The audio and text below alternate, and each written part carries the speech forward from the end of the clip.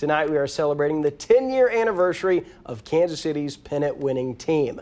Joined now by David Lesky from the must-read Inside the Crown newsletter for the best Royals analysis in town.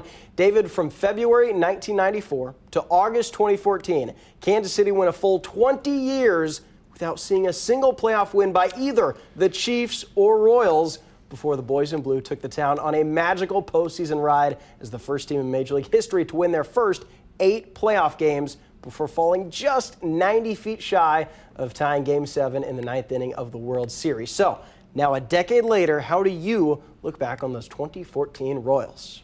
I mean, that was the start. And really, what's interesting is it actually started in 2013. If you think back to the 86 and 76 season, Jason Maxwell's grand slam to end the home schedule. The 2014 season was so anticipated because of the way the 2013 season ended. And, you know, that was the year that I think you realized, oh, you can't quit on the Royals, because whether it's down in a game, down in the season, I mean, they were 48-50 after the All-Star break at mid-July. They lost Eric Hosmer like 3 hours after the trade deadline, where they couldn't. I mean, at the time there were 2 trade deadlines, so you were able to get somebody, and they were able to get Josh Willingham eventually. But that team, that was the can't quit Royals. That was when Comeback City started. That was when all of that started. And obviously in the playoffs, and then the 2015 playoffs, and then the Chiefs now have taken that. But that was right. Yeah, and that was when it started. Was that 2014 season? So they weren't at the start because the start was the year before, but they were the meat of the best era in Royals history for a lot of fans. I mean, I was born in 1985, so I was alive for the World Series, but I don't remember it. I was 9 months old. To go these 2 years, and starting in 2014, that was the real beginning of just the best era of Royals baseball for so many people who watch this team. Little did we know what was to come for the entire city. You mentioned 2013 and that walk-off grand slam in the home finale. For me, the story of the 2014 Royals starts in the 2012 offseason. Dayton Moore traded top prospect Will Myers to Tampa Bay for James Shields and Wade Davis. Now, Shields immediately changed the clubhouse culture and led KC to its first winning season in a decade, 2013, as you mentioned. He was really the leader of that pennant-winning clubhouse, while Davis became one of the greatest relief pitchers in baseball history as part of one of the greatest bullpen trios in baseball history. For me, the magical 2014 run simply does not happen without those 2 players and that big trade. Oh, absolutely. And one of the games that I remember the most from 2014 that was not the playoff game, it was August 8th, 9th, somewhere in there when the Giants were in town. Yes. And if you remember, they swept them. A complete game from Mr. Yes. Big Game. And that was the game that the bullpen had just, I mean, they were used heavily in 2014, but they were down. They were exhausted. And James Shields went out there, and I don't know how many pitches he would have thrown. My guess is 200 to 300 probably. He would have. Ned Yost probably wouldn't have made it out alive if he tried to go get him. It was a game that I remember so well. That was the game that he turned. He saluted the bullpen afterward. Yes. It was struck out Pablo Sandoval, didn't it? Exactly. Yeah. And it was. That was one of the best moments, I feel like, from the 2014 season. The Raul Ibanez home run against Oakland. That was August 1st, actually. It was the day after 1-0 win. Yep. Right. Against Sonny Gray, who they could not beat, still can't really beat very often. But that was that week was just incredible, and you're right. It culminated with James Shields and the complete game and the salute to the bullpen, and it was just a really cool moment. And while on the regular season, Gerard Dyson caught a fly ball to beat the A's, where the Royals moved into a playoff spot, did a backflip. I mean, there was fun in that regular season, despite a start that had a lot of people thinking maybe they should have been sellers at the deadline. But James Shields also had a big start in Detroit, big start beating the Yankees, really getting them to the finish line, even if he didn't have as many big moments in the playoffs as maybe he would have liked. But listen, this 2014 magical run, it almost didn't happen, okay? If not for multiple comebacks in one of the greatest playoff baseball games in the history of the sport, one of the greatest games in Kansas City sports history, the Royals' wild card win over Oakland. KC trailed the A's by 4 runs in the 8th inning before the bats got hot, scoring 3 in the 8th. Then Gerard Dyson stole third, down a run told the world, hey, that's what speed do. Nori Aoki drove him in, and fans were treated to free baseball for the team's first playoff game in 29 years. Brandon Finnegan went from the College World Series just a couple months ago to recording big outs, and when faced with a one-run deficit again in the 12th inning, Eric Hosmer tripled off the top of the wall with one out. Christian Colon's infield single ties the game. Then Salvador Perez walks it off down the left field line. David, you and I were both at this game. How do you look back on the wild card winner now a decade later? Yeah, that game, boy. It's hard to think about that and try to find a memory or 4 memories or 16 memories. Right. It's just constant. And so the things that I think about, I remember so distinctly. It was the 8th inning when they started their comeback. Alcides Escobar was up. It was 7-3, and I had gone to the game. I was there with my mom, and we hadn't talked for like 3 innings. It was just silent. And I distinctly remember turning to her and saying, this is the best Royals team of my life, the most exciting season of my life. Again, I was there in '85, but not really. I'm going to enjoy this. I don't care if they lose. I care, but I don't care. And it was hit, and it was just wild, that comeback. And then you mentioned the Aoki sacrifice fly. I was convinced that was gone. I thought it was gone. I was convinced it was gone. It came close. It did. And then the Hosmer triple, I was convinced that was gone too. And just a couple inches, you're wondering, man, if the fence was a little bit lower. That was a lot closer. But yeah, I'm usually pretty good at judging those fly balls. And it's just incredible. I mean, the moment, and then I mentioned I was there with my mom. She's a little shorter than me, and we turned to hug at the end of the game, and I broke her glasses because they hit my shoulder. So that we joke about that. It's a great memory. That's what this is all about, creating memories that now a decade later you remember that well. Exactly. Yeah, it was incredible, and then it spurred one of the most remarkable postseason runs, weeks of run we've ever seen, and maybe we'll ever see. Yeah. In a one-game playoff, it's crazy to think about how many things had to go right that almost didn't go right. They were down a lot right there, but they were stealing bases because the A's weren't great at picking off runners or throwing out runners.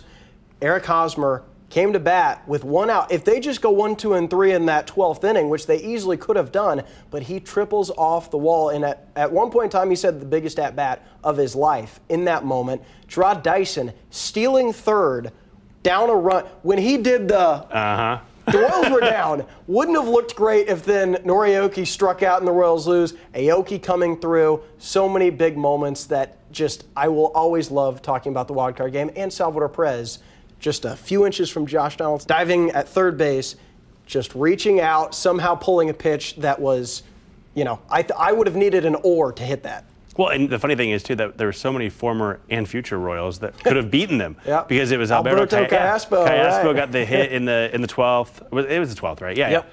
He was the one who put him ahead in the 12th. And Jason Hamill. Was on the mound.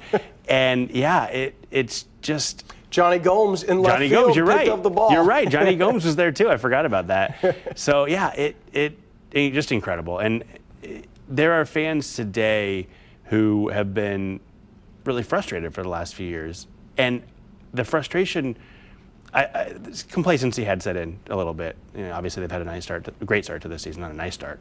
But there were fans who were frustrated that wouldn't have even cared if not for that run, I feel like. There were fans that were born in that 2014 run, in that wild card game, in that postseason, that they're the reason that they cared that the 2023 Royals lost 106 games is because of that wild card game, because they wouldn't have cared otherwise. And that, I think it birthed a whole, addition to the fan base. Yeah. I remember not knowing how to feel because I'd never felt that level of happiness in my entire life. I mean, as I mentioned, between Chiefs and Royals, that was the first time I felt true happiness as a sports fan. Again, little did I know the run that would happen over the next 13 months. Yeah. But the down-to-the-wire games did not stop there, and neither did the wins, as Kansas City visited the top-seeded Los Angeles Angels. Mike Moustakas, who got pinch hit for in the wild card game, well, he hit the game-winning extra-inning home run in Game 1. Fellow first-round pick Eric Hosmer then hit the game-winning extra inning home run in Game 2. They both went yard again in Game 3 when Lorenzo Cain also hauled in back-to-back diving catches. Billy Butler stole a base. It's true. Check out the video. And Greg Holland did the rev, yeah, revved it up. Crazy game. And Greg Holland struck out Mike Trout in the rain for the sweep. This series had some of the best individual moments for me of the two-year run. Throwing Gerard Dyson's throw in L.A., Norioki's right field adventures, but he came up with a bunch of catches there. Shields let out a scream at home, and this is when KC proved they were an actual contender. Yeah, that was a great series. I remember the game started so late because they were out in Anaheim, and nobody's going to sleep. So it wasn't like you were at risk of falling asleep during the game. You were at risk of being tired the next day at work, yes. But, the Moustakas home run, Eric Hosmer putting the backpack on. Yep, exactly. I still do that in my slow pitch softball games when I hit a single, just for the record. I do it when I do something, when I do anything. When I grill a great steak. The baby goes to sleep, you're like, all right, yeah, exactly. Job, it's putting the backpack on. You gotta do it. It was incredible. Just absolutely. It was so surreal because you had this feeling that they shouldn't be there. They should have lost. I mean, they should have on September 30th. They should have lost that game. And going back to that real quick, it was kind of ironic because all the branding was always October. and I'm looking at this going, if they lose in September, the only time they've been in the playoffs in 29 years, the sweatshirts say always October, and they didn't even play in October. Oh. And so, but thankfully they got to play in October, and it felt like found money, and they kind of played that way. They kind of played like, hey, we don't have anything to lose because we've already lost. We should have lost. We didn't, but we should have. And yeah, and that third game in Kansas City, it was incredible because the party started so early because they scored early. First inning, Alex scored bases clearing double. And that was enough. We knew it was over. We absolutely knew it was over, and it wasn't over. It was 3 runs. Shields on the mound, and then HDH in the 7th, 8th, 9th. And even in the playoffs, probably more than the 7th, 8th, 9th, 5th through 9th maybe. and so it was this party, and the craziest thing, and I think it's statute of limitations is over, so I can tell this story publicly. I had a credential for that game. I was in the clubhouse. Lorenzo Cain comes up to me after the game. He is over the moon. And he has this full bottle of champagne, goes, I don't know who you are, and pours it on my head. It just, for a Kansas City kid who all I ever wanted was to watch a Royals win, to get champagne poured on my head in the clubhouse after winning a postseason series was about the coolest thing. Side note, champagne smells real bad when it's on you. I was actually happy that I walked out and it was raining because it actually washed me off a little bit, but I didn't care. It was worth it. It was just a ridiculous series. The smell of victory, David. That series is, like I said, when I think Kansas City fans really started to believe that, hey, this team is built for the postseason. That was such a well-rounded series with contributions from everyone on offense, defense, and the pitching staff, the rotation, the bullpen, and that set the scene for a 2014 ALCS. This was the series where Alex Gordon really stepped up. He had a big home run and triple in Baltimore, along with a couple big-time catches in left, which leads into some outstanding defense to win the pennant, headlined by Mike Moustakas falling into a fan-filled dugout to make a catch. Lorenzo Cain, your best friend, was everywhere in the outfield. He had the cover off the ball to win the MVP. Alcides Escobar came into his own, and the Royals entered the World Series on an 8-game winning streak. Yeah, the Baltimore series felt preordained. Almost. And I don't know if it was because of the same feeling that was intensified that they shouldn't have been there. Mm-hmm. But I don't know. I remember I watched game 1. I think it was down in Westport somewhere. And it was to watch a game with fans in a bar that people care about is one of those things that you take for granted when it's happening, but it's such a cool experience because a shared experience in a place like that is just incredible. And it felt everybody knew they were going to win that game, and they were down. I mean, the Royals had a great bullpen. The Orioles probably had the second best bullpen. Yeah. So it was one of those series that coming into it, it was very much whoever's leading after 6, 7, 5, whatever. They're going to win this game because both bullpens are world class, and obviously the Royals didn't care, and that was also the series. that it was the chess master versus the dunce Yes. with Buck Showalter and Ned Yost. And I mean, the Royals did everything they could do, and it was never really a series. Close games, Despite yes. it being close games, Yeah. it's the closest sweep because they won each game kind of late, kind of close, but similar to the Angels with the exception of Game 3. Hey, 8-0, you think they rolled their way to the World Series? Well, they did in the win column. Not in a heart rate. You and I were a little nervous for each and every game. I think that if I had an Apple Watch, then it would have given me a heart rate alert Right. every night. But it was just wild. That's what that team was so good at, slowing their heart rate. And for whatever reason, they believed in those moments where the A's, the Angels, the Orioles didn't. You had these guys that had never played in the postseason before. Some of them hadn't had a whole lot of regular season success, yet Mike Moustakas is out here hitting big-time late-inning home runs. Alex Gordon, who's played for a number of years now, never in a playoff game, he's having big at-bats. Hosmer up and down the lineup. There was no reason to believe that would happen, but simply that 2014 team believed in themselves more than anyone else believed in them. And you know who I credit for that? Ned Yost. He was such a calm influence on that team. And I think there's something to that, to be able to, like you said, slow the heart rate down in the big moments, because these are professionals and this is their job, yes, 100%. But not everybody can do that. It's not that the stage is too big. Yeah, me either. It's not that the stage is too big for them. It's that sometimes it's a skill to be able to take a step back. And I'm not saying that other teams get too tight. Some probably do. Some definitely do, actually.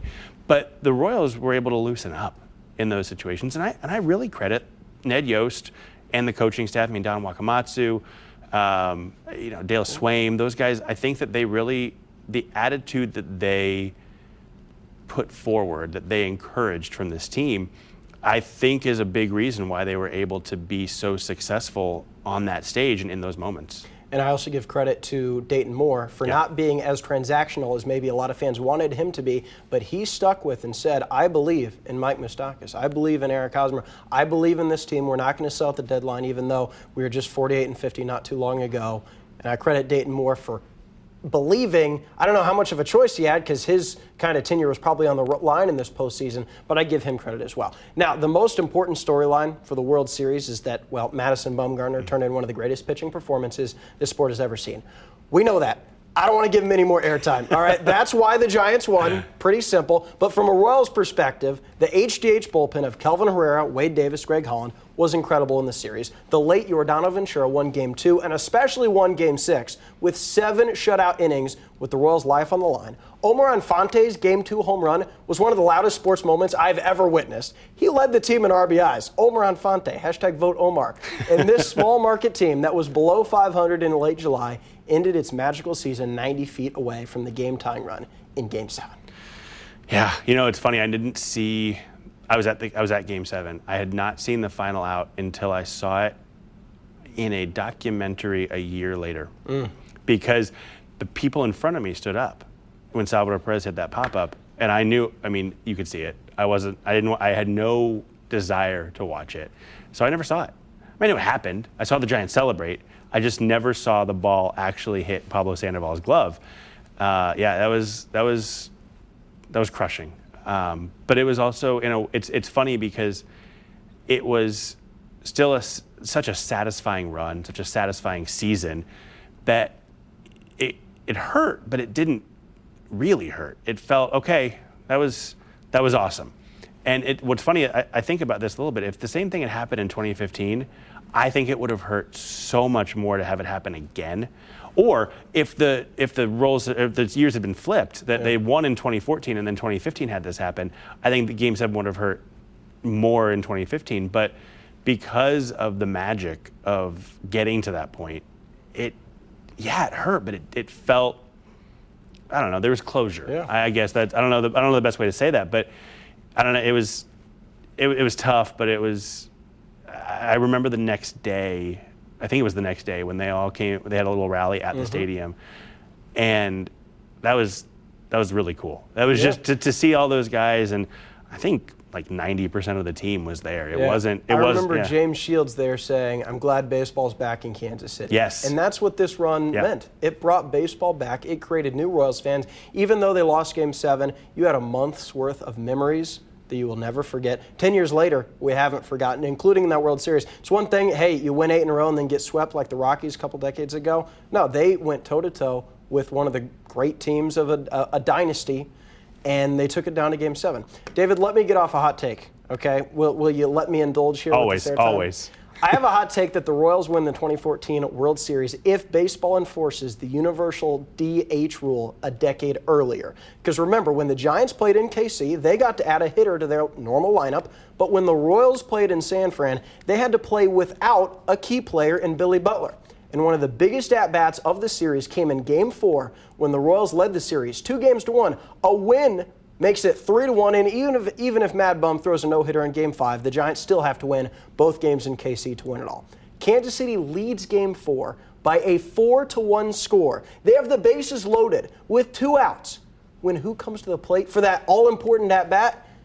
The pitcher, Jason Vargas, who loses track of the count and thinks he walks earlier, only to then strike out, leave him loaded while Butler sits on the bench. San Fran scores 10 unanswered runs to even the series, in part because baseball used to play the freaking World Series where one team had to play a different set of rules than they did at any point before them. And David, I'm still mad about it. I'm going to say that's not a hot take. Okay. Because that is just a take. that is 100% accurate. You're right. And this goes back to Eric Hosmer getting hurt, because Billy Butler was having kind of a down season, and obviously it got worse for him over the next few years. The career kind of petered out, but he was struggling up until, well, August 1st, I guess. When Eric Hosmer went down, Billy Butler had to play first base, and his bat came alive, and he became a lot closer to the 2011-2012 Billy Butler that spurred Boo Cano and all that. And if he had been able, you're right, if he'd been able to be in there in Game 4, and it wouldn't have been Jason Vargas at the plate. It would have been who was hitting, probably Infante, I guess, was hitting 9th. Maybe, I don't know, maybe Omar Infante doesn't get it done, but it's not Jason Vargas, who hadn't hit really in when was I can't remember when he was in the National League prior to that.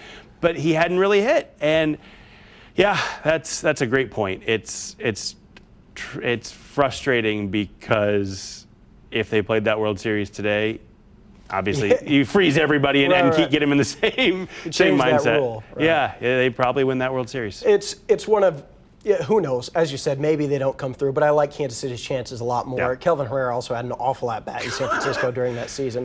Why are we playing the sport's most important series where Kelvin Herrera is getting big at-bats? But we can laugh about it now because they won the World Series the next year.